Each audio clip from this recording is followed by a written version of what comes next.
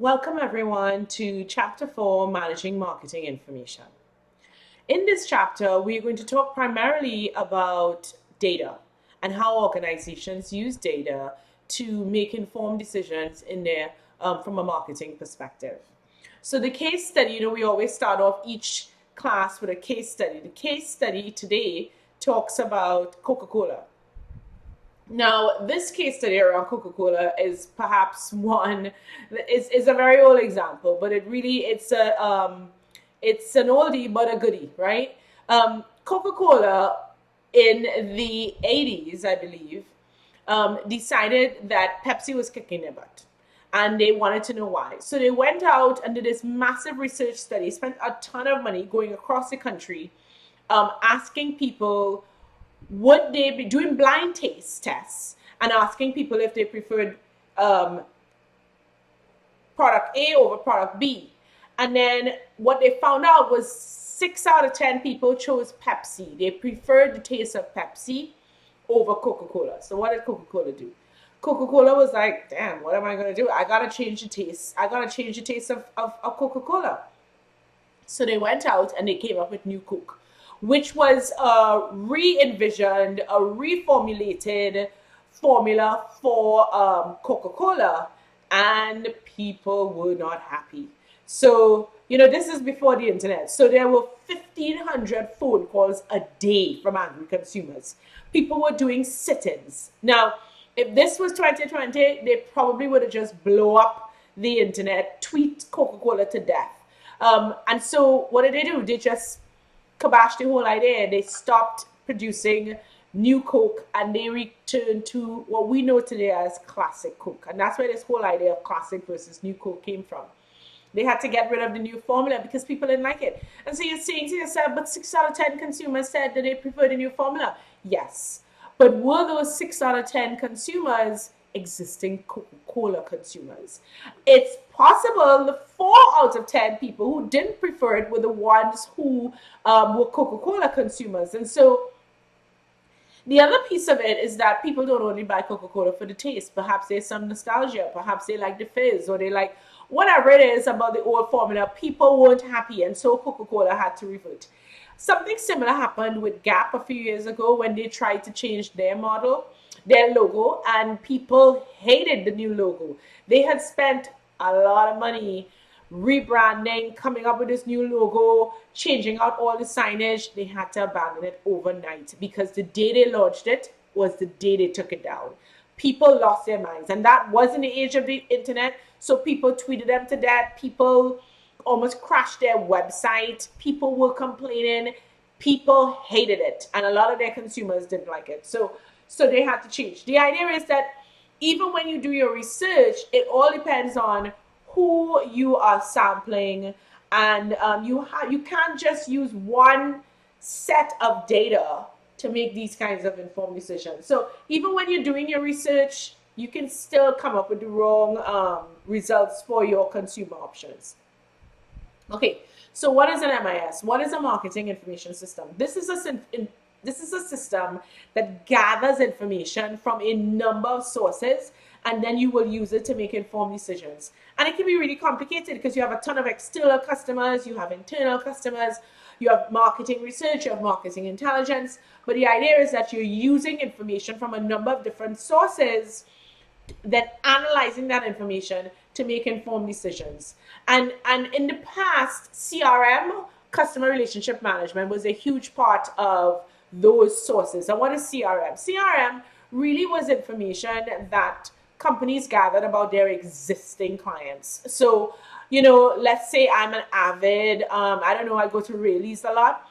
Then Rayleigh's would have me in a CRM network. They would have information about what I buy because I am a frequent shopper and I have a frequent shopper card. So they can track what I buy, when I buy it, which Rayleigh store I buy it at, how often I shop, what is it that I buy when I go. Do I buy different things if I go on a Monday versus if I go on a Sunday, or if I go on a Friday or in the middle of the week. So it helps companies to know about their existing customers. Back in the day when CRM was really new, you would go to a company and you would shop there before you would cash out. they would ask you what's your zip code or what's your phone number. That was their way of tracking behaviors of existing customers. And how would that be helpful? Well, if you are at Home Depot shopping and your zip code is a Sacramento zip code, then that is going to, and they track and they see a ton of people who are coming from Sacramento or shopping at Stockton's, Home Depot, then they know they need to open up a store in Sacramento. So CRM back in the day was about capturing information about existing customers and their purchase behavior. But today we use big data, and big data comes from an amalgamation of all kinds of sources of data.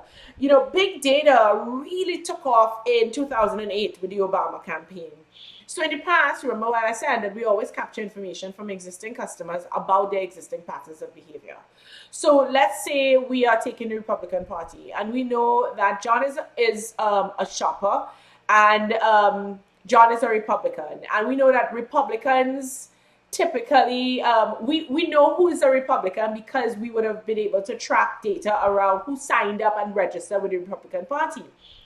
But what can we track as it pertains to John? We know how many elections John voted in. We know what John tells us because he might fill out a survey for the Republican Party. But we don't know anything outside of what John has told us in his capacity as a Republican. On the other hand, here we have data about where John shops. John buys coffee here, he buys grocery there. But we've never cross-pollinated his consumption behavior with the fact that he's a Republican. The Obama campaign did that for the first time. They had information about Democrats, and then they had shopping information, and they were able to cross-pollinate. So they had Susie. Susie is a Democrat. She's been a registered Democrat for 10 years. Susie drinks coffee here, shops here for her groceries, goes over there to buy shoes. And now we can track patterns of behavior because we know these people buy in these places and they also are Democrats. And then we can cross-pollinate and say, okay, so Democrats tend to behave in these ways. They took it a step further. Here is Jonathan. Jonathan is also a Democrat. Jonathan is registered, as is Susie. But what we know is that Susie has never actually voted in an election. So we are going to make sure that Jonathan goes to Susie and tries to convince her not only to vote in an election, but to vote in the Democratic Party. So it really was a brand new way of looking at data and using data to make informed decisions. But you have to recognize any good use of data includes multiple data points. So you just don't want to use internal sources. You want to use internal and external. And internal sources could be anything like shopping patterns, financial records. Maybe we can even look at supplier records, operation reports. We know what people are buying, when they're buying, and who these people are that are buying, right? But sometimes if we don't update our internal data sources regularly, we can have wrong information. So the slides here talk about, you have this customer and you think they still live in Mississippi, but they've migrated now down to Florida. Or you think this customer has 5 kids, but since last update, they had 2 more, etc., etc.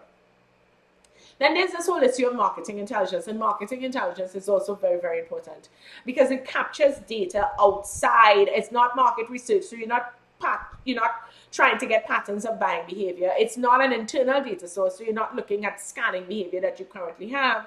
It is information about your competition. What is the competition doing? And you can find marketing intelligence from the competition in all kinds of ways. You can hire their employees, you can look in the internet, you can check the garbage, you can go to trade shows, you can hire you can go to channel members, hire some of their ex-employees, look at published information. So the thing about competitive intelligence is that you really have to think outside the box. When Samsung was developing their one of the early models of their S series of phones, they mined Apple's website and Apple's Facebook, and they looked at all the things people were complaining about, and then they put them together and created a phone. And that allowed Samsung to have a phone that really benefited from competitive intelligence. And so if you see, and I'm going to probably upload the example of the ad, they created an ad off of that data that really made fun of all of the lackings and all of the failings of the iPhone. And that was an example of how they use competitive intelligence to make informed decisions. We also want to talk about marketing research. And marketing research is so important because what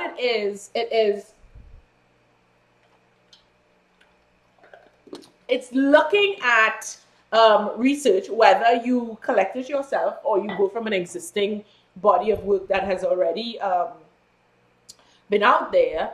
You are collecting information that is going to inform a particular topic, issue you're having, etc. And there are all kinds of online panels, all kinds of online places where you can get market research. I think now a lot of companies are looking at how can we use data externally and internally to make the best decisions.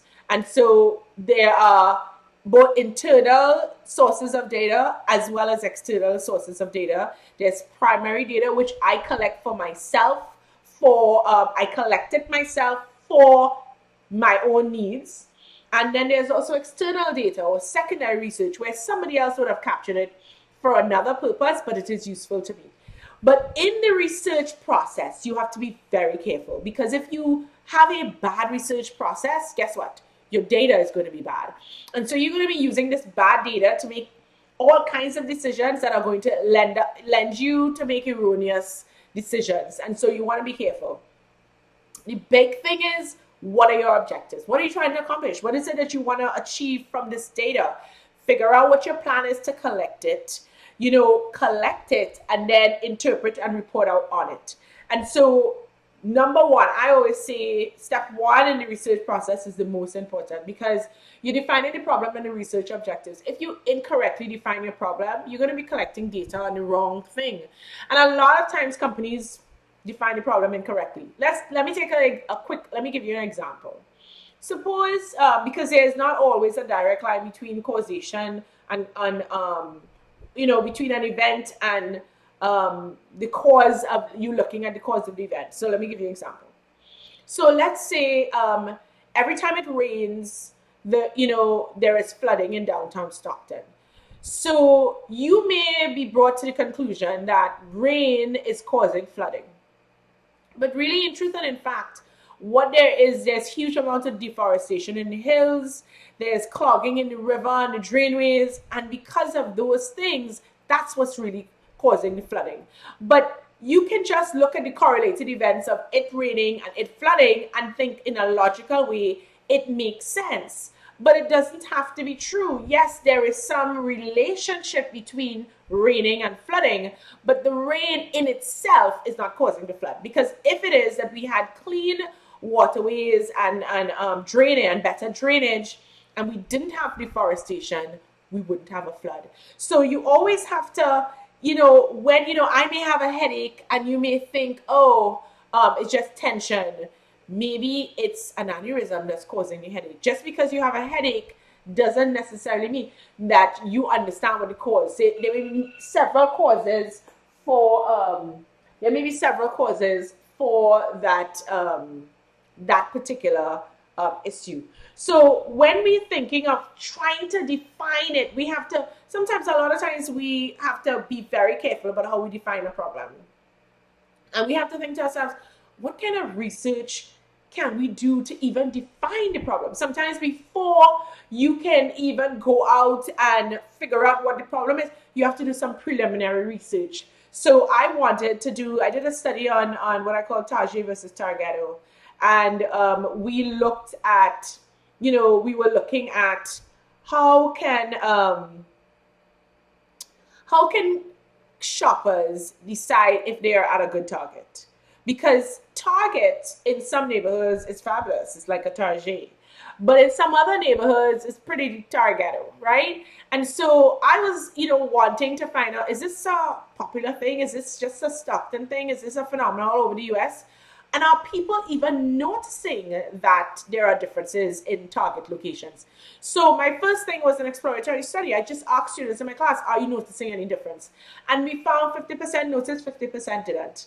So that was an exploratory survey to just kind of get a sense, what is it that we need to investigate? What is it we need to do more, more seeking, find out more information about, more in-depth research, et cetera, et cetera. And I started to look at secondary data. I started to look at who had published stories and research and articles about this kind of phenomenon. So you always want to look at secondary data, and that's going to inform you on what you're going to need to capture. And then you go to your primary data source. So the primary piece is also very, very, very important, right? Understanding what do I need to collect, because primary data is expensive. To collect primary data, if I want to go out and ask John Public, Joe Schmo, about how they feel about the University of the Pacific, that's going to cost me a lot of money.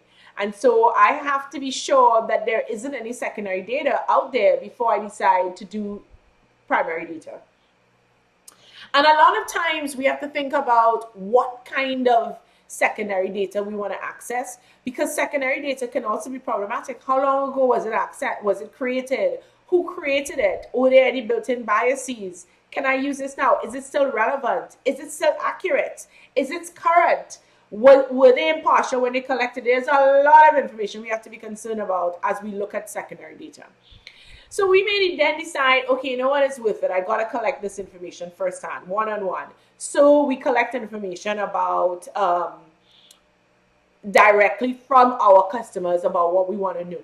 And we have to think about how we're going to collect it. Are we going to collect it in person, or are we going to collect this as contact methods? Are we going to talk to these people on the phone or over the internet? Who are we going to talk to? Are we going to talk to every 10th person walking into the mall, or are we going to use a subscription list? What kind of research are we going to do? Are we going to do exploratory? Are we going to do observatory? Are we just going to do observational research, just look at people and come to our conclusions? That can be problematic because we don't always know their motivation for doing what they're doing.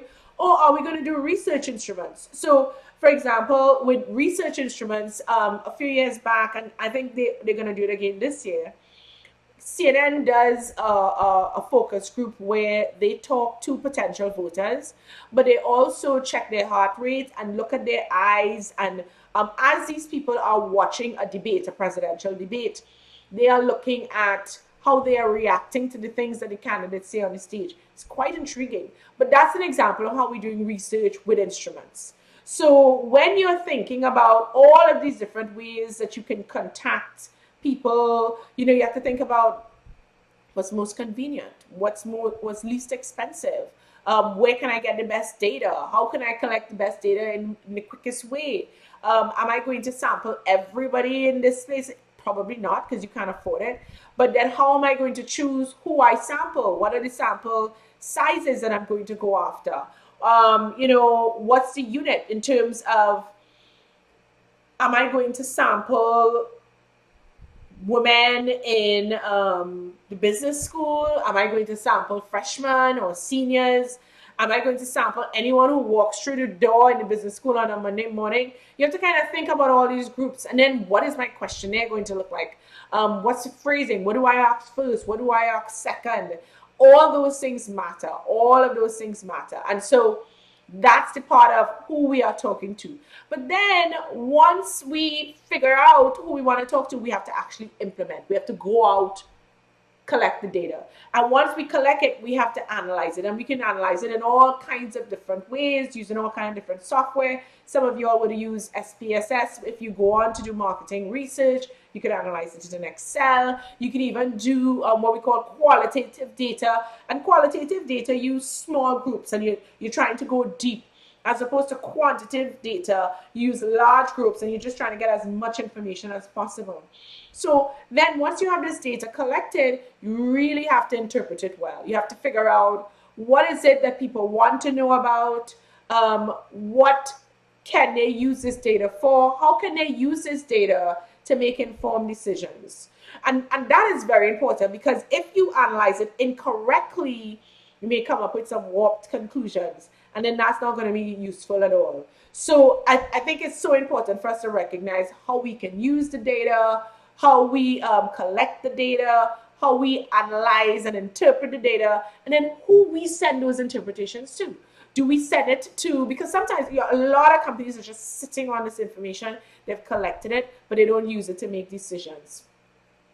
So as we are, coming up with our research, and remember, your research all depends on your financial resources, right? So companies that have more resources are in a situation to make better decisions because they can do better research. I give you an example of Target. So Target, there was this article in the Wall Street Journal talking about how Target uses big data, and they gave the example of a father who had received a coupon in the mail for diapers and baby formula, and it was addressed to his daughter, and he came back really upset in a huff and a puff, saying, wow, I can't believe that Target is targeting my daughter. I can't believe that Target is sending coupons to our daughter. She's not pregnant. Why would they? This is inappropriate. Why would they do something like this? And so he went down to the local Target and said, how dare you, to the manager, how dare you send out these coupons to my daughter? She's underage. You'll have no business. Of course, the manager had no idea what he was talking about.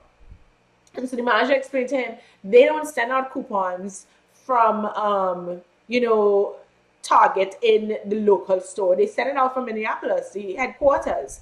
And so he left there and he came to his wife and said, can you imagine? Target is so disrespectful. They're sending these coupons about diapers and baby formula to my daughter. She's not pregnant. And the wife said to him, honey, there's something I have to tell you. Our daughter is pregnant. So Target knew that the daughter was pregnant before the dad. Now, how is this possible? The daughter isn't showing. How do they know? Because Target tracks buying behavior. And they know pregnant women change their patterns of consumption when they get pregnant. They don't buy the same kind of perfumes, because women who are pregnant tend often to be very sensitive to smell. They stop buying menstrual pads and tampons and all these things. And they know from a particular pattern of buying, when they see that change, boom, that's an indication that person is pregnant. And so the tricky thing though is, how do you notify that? How do you send coupons to someone who hasn't told the world as yet that they are pregnant? And so there's a sweet spot, but they can't wait until that person has actually had the baby, because then it becomes public register. And we know through their research that if you get a eminent mom, you get a mom who's pregnant to start shopping at a retailer while they are pregnant, they will continue to shop at that retailer once the baby is born. So Target wants you to start shopping at Target before you start shopping at any other place, because you're going to get familiar, because their biggest customer are women with children. And so they need to get you into those stores so that they can get you to buy all the crap that they have in the front section of Target, in dollar section, that when you leave there, you spend $50 and you're trying to understand on what. And they understand from their patterns of research through, looking at different patterns of behavior. When we see these trends, then A is the case. Pregnancy is the case. Retirement is the case. They can track behavior like that. So I think this chapter is all about understanding what kinds of research you need to gather, when you need to do research, how you can use that research to make informed decisions, and then really sending that information out to the right people to make the right decisions. See you in chapter 5.